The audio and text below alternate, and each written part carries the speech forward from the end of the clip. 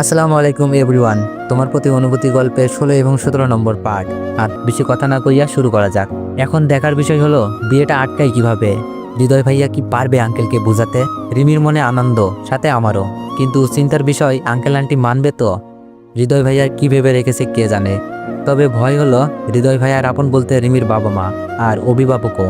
যদি আঙ্কেলের সিদ্ধান্ত চূড়ান্ত হয়, পরের দিন সকালে নাস্তার টেবিলে খাবার খাচ্ছি। হৃদয় ভাইয়া বলল, আঙ্কেল একটা কথা ছিল। আঙ্কেল বলল, বলো। হৃদয় বলল, আঙ্কেল আমার মনে হয় এখন বিয়েটা না করাই ভালো হবে। আঙ্কেল বলল, কেন? রিমিকে তোমার পছন্দ না? হৃদয় ভাইয়া বলল, না মানে আসলে আমি তো মাত্র পড়ালেখা শেষ করলাম, আর রিমির তো পড়ালেখা অনেক বাকি রয়েছে। রিমিও পড়ালেখা শেষ করুক, আমিও কিছু একটা করি, তারপর বিয়ের কথা ভাবা যাবে। আঙ্কেল বলল, তোমার কথাই যুক্তি আছে, কিন্তু বিয়ের পরও তো এসব করা যায়, তাই না? হৃদয় বলল, না আঙ্কেল, আপনি বুঝতেছেন না। বিয়ের পর লেখাপড়ার প্রতি আগ্রহ কমে যেতে পারে, তাছাড়া রিমির তো তেমন বয়সও হয় নাই। আঙ্কেল বলল, আচ্ছা রিমি কি বলিস? রিমি বলল, আব্বু আমি হৃদয় ভাইয়ের কথার সাথে একমত।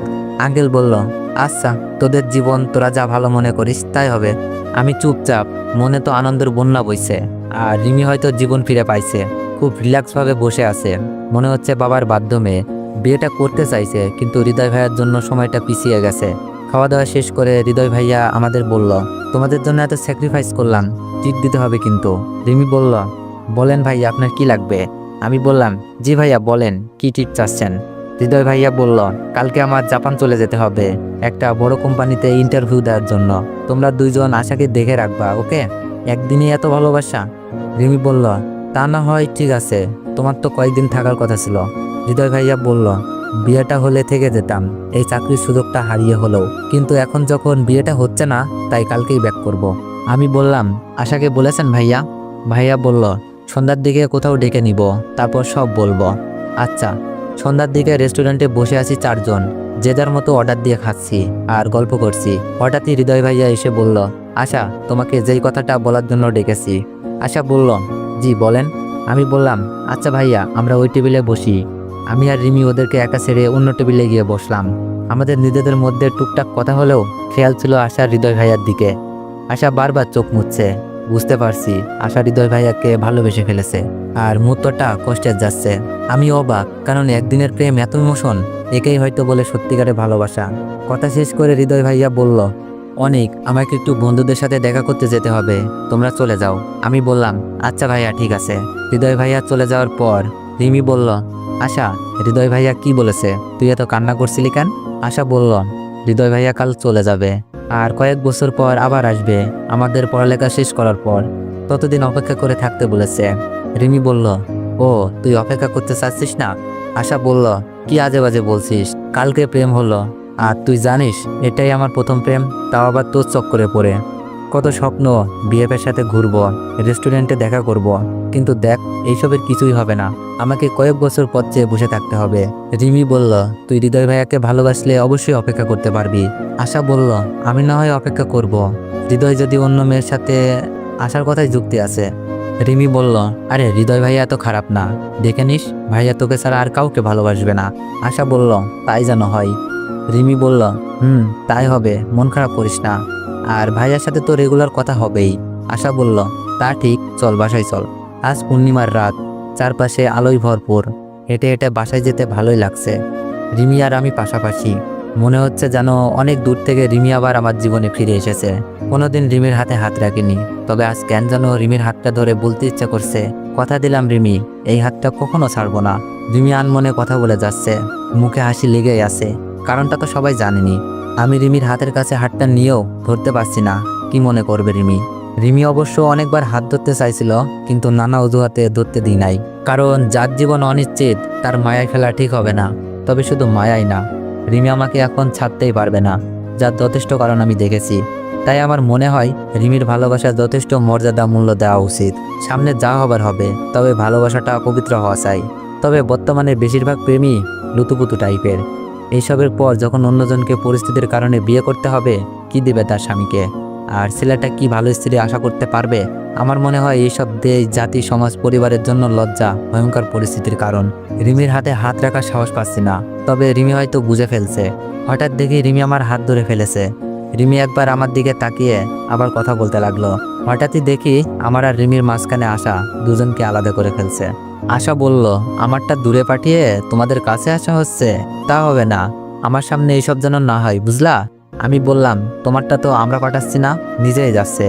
আশা বলল, যেভাবেই যাক, যতদিন আমি আমার ভালোবাসা কাছে না পাবো 3 ফুট দূরে থাকবা, নয়তো ভাইরাল করে দিব তোমাদের প্রেম। আশা রেগে আছে না মজা করছে বুঝতে পারছি না। রিমি বলল, আচ্ছা ঠিক আছে, বুঝছি তোর হিংসা হচ্ছে। আশা বলল, কি বললি? আশা রিমিকে দৌড়াতে লাগলো। আমি কি করব, মনের সুখে হেঁটে যাচ্ছি। সামনে এসে দেখি আশাদের বাসার সামনে আশা রিমি দাঁড়িয়ে আছে, সাথে মাইশা আপু আর ভাইয়া। কার জন্য অপেক্ষা করছে কে জানে, হয়তো শপিং করতে গেছে। আমি সামনে গিয়ে বললাম, আসসালামু আলাইকুম ভাইয়া, কেমন আছেন? আপু কি খবর? মাইশা আপু বললাম, একটা চর দিব, বাসার সামনে দিয়ে আসা যাও, আপুর সাথে কি দেখা করতে মন চায় না? আমি বললাম, সরি আপু, সময় পাই না, বিজি থাকি তো। আপু বলল, এবার কিন্তু সত্যি চর বসিয়ে দিব, পরীক্ষা শেষ, এখন বিজি তাই না? আপু তো বুদ্ধিমান, মিথ্যা বলে বাঁচা সম্ভব না। মজা করে বললাম, না মানে আপু, পরীক্ষা দিয়ে ক্লান্ত তো, তাই ঘুম নিয়ে বিজি থাকি আর কি। আমি তো আসতে চাই, কিন্তু আশা তো আসতে মানা করছে। আপু বলল, কি ঘুম নিয়ে বিজি মানে? আর আশা আসতে মানা করছে কেন? তুমি তোমার আপুর শ্বশুর বাড়িতে আসবা, আশা বাধা দেওয়ার কে? মাইশাপুর কথা শুধু লজিকে ভরপুর। আমি বললাম, আচ্ছা আসবো কালকেই, খাওয়া দাওয়ার ব্যবস্থা করেন, ঠিক আছে? মাইশা আপু বলল, কাল না, এখনই চলো। মাইশা আপু আমাকে কিছু বলার সুযোগ না দিয়েই টেনে এসে বাসায় নিয়ে গেল। আর সবাই হাসতে শুরু করলো আপুর কাণ্ড দেখে। আপুকে দেখে মনেই হয় না এটা দুলাভাইয়ের বোন, আর কেউ দুলাভাইকে দেখে ভাবতে পারবে না যে তার চরিত্র কতটা খারাপ। আপু বাসায় নিয়ে আসছো, এবার তো ছাড়ো। আপু বাসায় এসেও আমার হাত ধরে আঙ্কেলকে ডাকছে, আসামি নাকি ধরে এনেছে। মাইশা আপু বলল, দাঁড়াও, আব্বু আগে আসুক। আঙ্কেল তার রুম থেকে বেরিয়ে এসে বলল, আসামিটা কে বৌমা? মাইশা আপু হাতটা ছেড়ে বলল, এই যে দেখেন, ওই যে বিয়ের দিন এসেছিল আর দেখা পাওনি যার, সে। আঙ্কেল বলল, অনিক? কি হয়েছে অনিক, আমাদের বাসায় আসো না কেন? আমি বললাম, আঙ্কেল আশার সাথে অনেক দিন ঝগড়া ছিল, তাই রাগ করে আসি নাই। কিছু তো একটা বলতেই হবে, কারণ আঙ্কেল আমাকে অনেক ভালোবাসে। আশা তুতলাতে তুতলাতে বলল, কি? না না আব্বু, অনেক মিথ্যা বলছে, আমাদের ঝগড়া হয় নাই কখনো। আমি বললাম, দেখছেন আঙ্কেল, আপনার সামনেও মিথ্যা বলছে, আমাকে কথা শোনানোর জন্য। আঙ্কেল বলল, তোমাদের মধ্যে ঝগড়া হতেই পারে, তাই বলে আসবা না? এখন তো এটা তোমার বোনেরও বাড়ি। আমি বললাম, তা ঠিক আছে, কিন্তু আশা তো এই বাড়ির মেয়েই, তাই না? ঝগড়ার পর তো কেউ কারোর সামনে পড়লে শরীরে আগুন জ্বলে, তখন আগুন নিভাবে কে? আঙ্কেল বললেন, বুঝেছি, আসো বসো, কি নিয়ে ঝগড়া হয় আজ শুনবো আর বিচার করব। আশা রাগে ফুলছে প্রতিনিয়ত। আশা কিন্তু খুব ভালো চুপচাপ স্বভাবের, তবে রাগ অভিমানটা অনেক বেশি। আর তর্কতে আশা একেবারেই নাই, তর্কতে না পারলে কেঁদে দিবে, যা অনেক মেয়েদের মধ্যেই নেই। মাইশা আপু বলল, আচ্ছা, সেই সাথে আমি ঠান্ডা লেবু শরবত নিয়ে আসছি সবার জন্য। রিমি বলল, আপু আমিও আসছি। রিমি আপুকে হেল্প করতে চলে গেছে। রিমি তো প্রায় প্রতিদিনই আসা যাওয়া, আপুর সাথে নাকি অনেক ভাব জমেছে। আগেই বলেছি আপু খুব মিশক। আঙ্কেল বলল, আচ্ছা বলো, কি নিয়ে ঝগড়া হয়েছিল? আমি বললাম, আঙ্কেল এখন তো ঝগড়া নাই, বলে কি হবে? আঙ্কেল বললেন, যেন পরবর্তীতে ঝগড়া না হয় সেই ব্যবস্থা করব। আশা অভিমানের সুরে বলল, আব্বু তুমি অনেকের কথা শুনছো কেন? তুমি জানো না তোমার মেয়ে কত লক্ষ্মী? তোমার মেয়ে ঝগড়া করতে পারে বলো? সব ছেলে মেয়েরাই বাবা মা আত্মীয় স্বজনদের সাথে একরকম, আর বন্ধু বান্ধবদের সাথে আরেক রকম, তাই সঠিক বলতে পারছি না। আঙ্কেলের কথা শুনে আশা প্রায় কেঁদে দিবে ভাব। আশা কান্না ভাব নিয়ে বলল, আব্বু তুমি তোমার মেয়েকে বিশ্বাস করো না? আমি বললাম, শুনেন আঙ্কেল, আমি যখন বলি আশা আজ রাতে তোদের বাসায় যাব, আশা তখন বলে আজ ভালো খাবার রান্না হয়নি।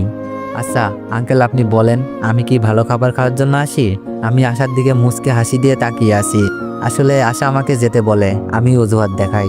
আঙ্কেল বললেন, আশা এটা তো ঠিক না, আর এমন করবা না। অনেক যখন আসতে চাইবে নিয়ে আসবা, আর তুমিও আসতে বলবা। আশা কান্না করা শুরু করে দিছে। না আব্বু, অনেক বানিয়ে বানিয়ে মিথ্যা বলছে, আমাকে ফাঁসাচ্ছে, আর তুমি অনেককে বিশ্বাস করছো? আমাকে তুমি মেয়েই ভাবো না। কি মেয়ে রে? আমি বললাম, হয়েছে আঙ্কেল বাদ দেন, আপনার কি খবর বলেন? আশা খুব রেগে আছে। কোনো খবর নাই, ভাবি শরবত আনছে, খেয়ে বাসা থেকে বের হ। আমি বললাম, আমি তো আমার আপুর বাসায় আসছি, তুমি বললেই চলে যেতে হবে নাকি? আশা বলল, তুই আমার নামে মিথ্যা বলছিস। মাইশা আপু শরবত নিয়ে এসে গেছে। কি ব্যাপার, আশা কাঁদছে কেন? আশা ভাবির কাছে গিয়ে বলল, ভাবি দেখ না, অনেক আমার নামে বানিয়ে বানিয়ে মিথ্যা বলছে, আর আমি নাকি অনেককে আসতে দিই না। আপু বলল, মজা করছে হয়তো, কাদার কি আছে, বোকা মেয়ে। আশা বলল, তুমিও তোমার ভাবির প্রতি আইটানছো? শরবত খেয়ে বললাম, অনেক রাগ হয়েছে, বাসায় যেতে হবে। আশা বলল, কে রাগ হয়েছে? না খেয়ে যেতে পারবি না।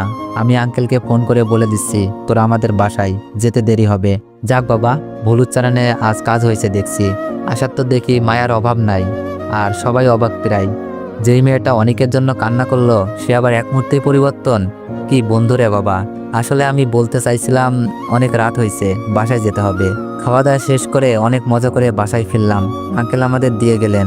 সকালে নাস্তার টেবিলে হৃদয় ভাইয়া বলল, আঙ্কেল আন্টি, আমার কালকে একটা বড় কোম্পানিতে চাকরির ইন্টারভিউ আছে, আজই জাপান ব্যাক করতে হবে। আন্টি বলল, কি বলিস, এক সপ্তাহে থাকতে পারলি না, আজই চলে যাবি? ভাইয়া বলল, এই চাকরিটা আমার জন্য অনেক গুরুত্বপূর্ণ, এটা না পেলে আমার লেখাপড়াটাই বিফলে যাবে। আন্টি বলল, আচ্ছা কখন যাবি? হৃদয় ভাইয়া বলল, কিছুক্ষণ পরই। খাবার শেষ করে ভাইয়া রেডি হচ্ছে। ভাইয়ার প্রতি অনেক সম্মান আর ভালোবাসা জন্মে গেছে। এইরকম লোক খুঁজে পাওয়া ভাগ্যের। দায়িত্ব পড়লো আমি আর রিমি এগিয়ে দিয়ে আসবো। আমি ড্রাইভ করা শিখে গেছি। মাঝে মাঝে আমি আঙ্কেলকে অফিসে নিয়ে যাই। আমি গাড়ি চালাচ্ছি।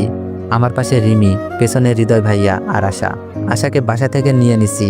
ভালোবাসার মানুষটাকে একটু এগিয়ে দিয়ে আসুক। হৃদয় ভাইয়া আশাকে প্রমিস করছে অন্য কোনো মেয়ের দিকে তাকাবেও না, আর যত তাড়াতাড়ি সম্ভব দেশে ফিরে এসে সবকিছু ঠিকঠাক করে বিয়েটা করে ফেলবে। তবে আমার আর রিমির যতদিন বিয়ে না হচ্ছে ততদিন হৃদয় আর আশা বিয়ে করতে পারবে না।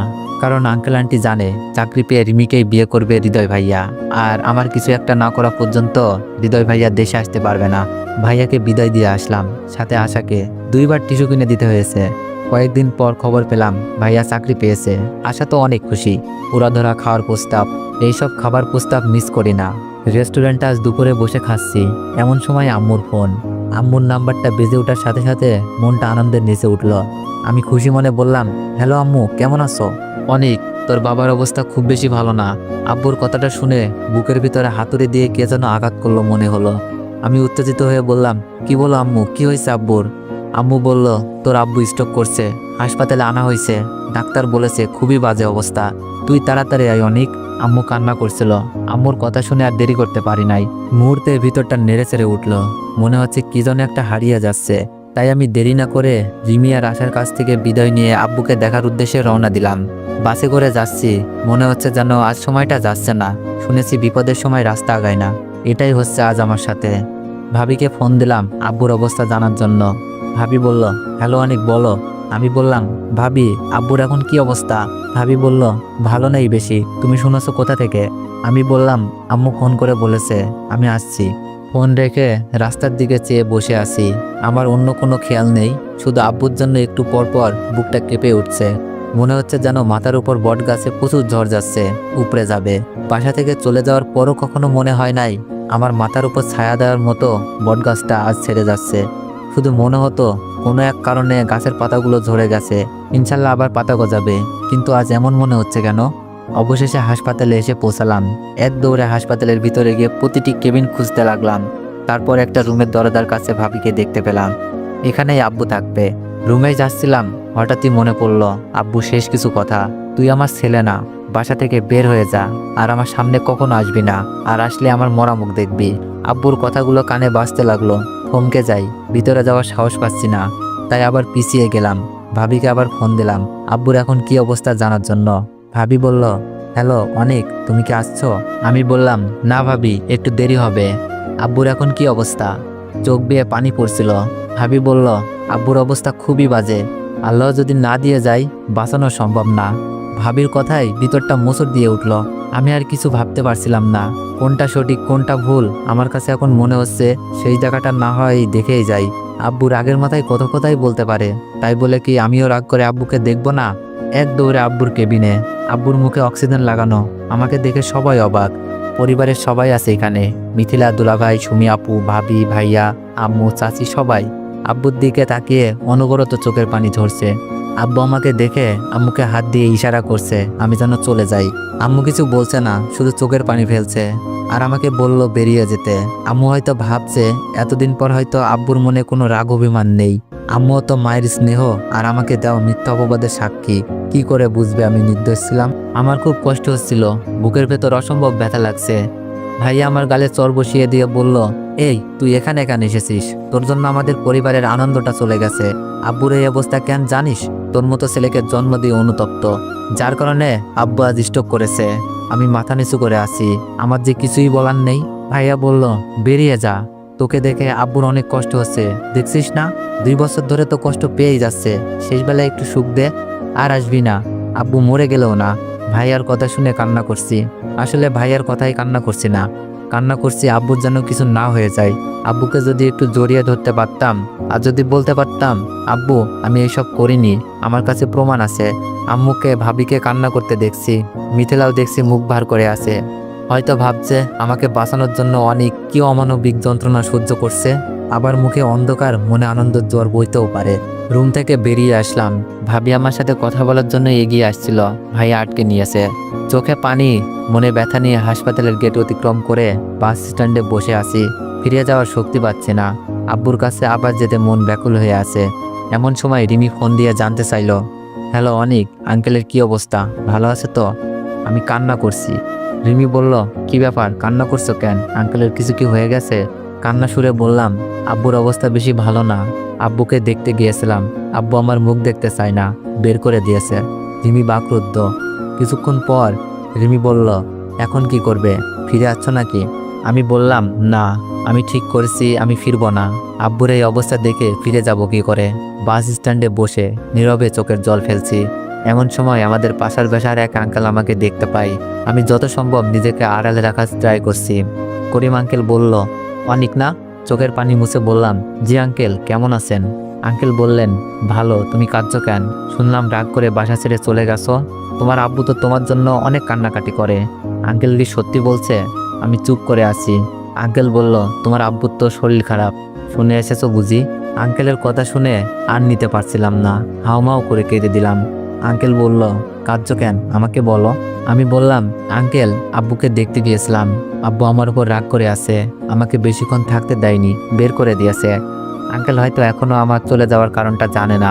বাড়ির পাশের লোকটা যদি না জানে তাহলে হয়তো অপরটা গোপনেই রাখা হয়েছে। আঙ্কেল বলল, কি বলো, তোমার আব্বু তো আমার সাথে দেখা হলেই তোমাকে নিয়ে অনেক চিন্তা করতো, ছেলেটা কেমন আছে, কি করছে, তাহলে আজ এমন কেন করলো? আঙ্কেল আসল কাহিনীটা জানে না, তাই হয়তো এমন বলছে। আমি বললাম, আঙ্কেল, আমার পরিবারের সাথে একটা ভুল বোঝাবুঝি হয়েছে, এমন একটা ভুল যে ভুলের ক্ষমা হয় না, অথচ এই ভুলটা আমি করিই নাই। এই ভুলের কারণে পরিবারের সবার কাছে আমি ছোট হয়ে গেছি। আঙ্কেল বলল, কি এমন ভুল? আমি বললাম, না আঙ্কেল, এটা আমি বলতে পারবো না, যেদিন প্রমাণ সহ আসবো সেই দিনই বলবো। আঙ্কেল হা করে তাকিয়ে আছে, কথার কোনো মানে খুঁজে পাচ্ছে না। আঙ্কেল চলে গেল, অনেক রাত হয়ে গেছে। ভাবির কাছে ফোন দিয়ে জানতে পারলাম আব্বু আগের থেকে অনেকটা ভালো, বুক থেকে পাথরটা যেন সরে গেছে। রাত 11টায় সেই গাড়িটা ছাড়বে। ঠিক করলাম, আব্বুর যখন অবস্থা আগের থেকে ভালো, এখানে থেকে কি করব, বাসায়ও তো যেতে পারবো না। রুটি খেয়ে রাতের খাবারটা সারলাম, গাড়িতে গিয়ে বসে আছি। আর 10 মিনিট পর গাড়ি ছাড়বে। যেতে ইচ্ছে করছে না, পরিচিত শহরে থাকার মতো সাহস আজ আমার নেই। খবর নেই কোনো বন্ধু বান্ধবের, কত আড্ডা, খেলাধুলা, দুষ্টামি, সবগুলোতে এখন স্বপ্নের মতো। জানালা দিয়ে বাইরে তাকিয়ে আসি, কে যেন আমার কাঁধে হাত রাখলো। আমি ঘাড় ফিরিয়ে দেখি আম্মু দাঁড়িয়ে আছে, সাথে ভাবি। আম্মুর চোখে জল। আম্মু বলল, অনিক, আমাকে মাফ করে দে, আমি মা হয়েও তোকে চিনতে পারলাম না, বিশ্বাস রাখতে পারলাম না তোর ওপর। সুমি আর তোর ভাবি আমাকে সব বলেছে। আমি বললাম, না আম্মু, এমন বইলো না প্লিজ, আমি জানি একদিন সবাই সত্যিটা জানবে, আবার আমি বাসায় ফিরে আসবো সম্মানের সাথে, ততদিন আব্বুর খেয়াল নিও। আম্মু কান্না সুরে বলল, আমি কেমন মা, সন্তানের নির্দোষতা প্রমাণ পেয়েও বাসায় নিয়ে যেতে পারছি না।